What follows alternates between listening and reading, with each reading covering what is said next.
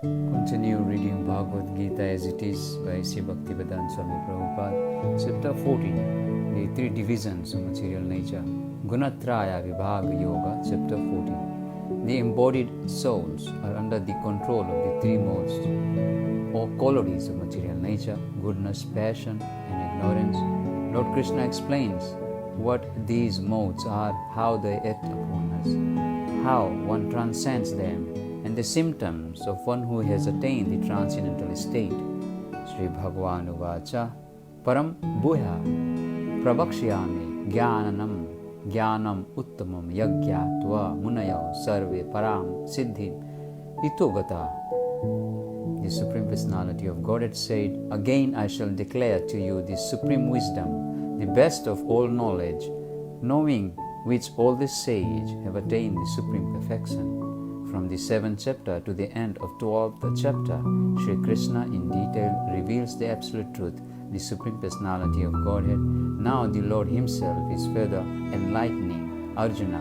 If one understands this chapter through the process of philosophical speculation, he will come to an understanding of devotional service. In the 13th chapter, it was clearly explained that by humbly developing knowledge, one may possibly be freed from material entanglement.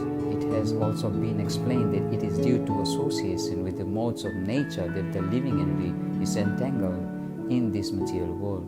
Now, in this chapter, the Supreme Personality of Godhead explains what those modes of nature are, how they act, how they bind, and how they give liberation. The knowledge explained in this chapter is proclaimed by the Supreme Lord to be superior to the knowledge given so far in other chapters. By understanding this knowledge, various great sages attained perfection and transferred to this spiritual world. The Lord now explains the same knowledge in a better way. This knowledge is far, far superior to all other processes of knowledge. Thus, far explained, and knowing this many attained perfection, thus it is expected that one who understands this chapter, 14th chapter, will attain perfection.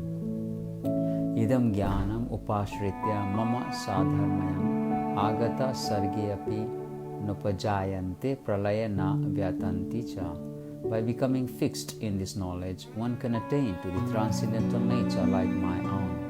Thus established, one is not born at the time of creation or disturbed at the time of dissolution. After acquiring perfect transcendental knowledge, one acquires qualitative equality with the Supreme Personality of Godhead, becoming free from the repetition of birth and death. One does not, however, lose his identity as an individual soul. It is understood from Vedic literature that the liberated souls who have reached the transcendental planets of the spiritual sky always look to the lotus feet of the Supreme Lord, being engaged in His transcendental loving service. So even after liberation, the devotees do not lose their individual identities. Generally, in the material world, whatever knowledge we get is contaminated by the three modes of material nature. Knowledge which is not contaminated by three modes of material nature is called transcendental knowledge. As soon as one is situated in that transcendental knowledge, he is on the same platform as the Supreme Person.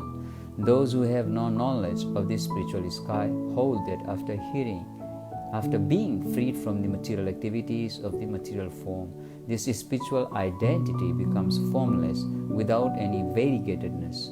However, just as there is material variegatedness in this world, in the spiritual world there is also variegatedness. Those in ignorance of this think that spiritual existence is opposed to material variety. But actually, in the spiritual sky, one attains a spiritual form. There are spiritual activities, and the spiritual situation is called devotional life. That atmosphere is said to be uncontaminated, and there one is equal in quality with the Supreme Lord. To obtain such knowledge, one must develop all the spiritual qualities. One who thus develops the spiritual qualities is not affected either by the creation or by the destruction of the material world.